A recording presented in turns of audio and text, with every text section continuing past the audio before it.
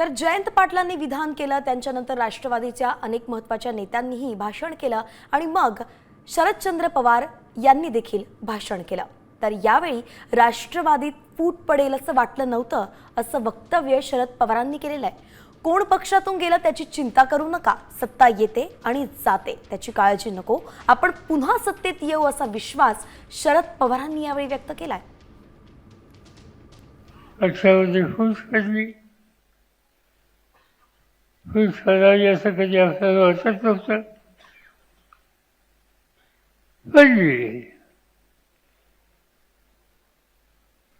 काही मूलभूत विचाराच्या संबंधी अंतर झालं आणि त्यामुळे ही फूट वाढली।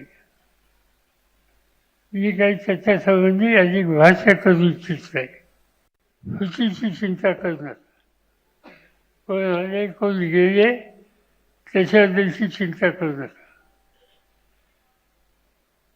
आपण एकसंध राहिलो आणि जनतेच्या वरची बांधिलकी ही कायम ठेवली तर काही अडचण येत नाही।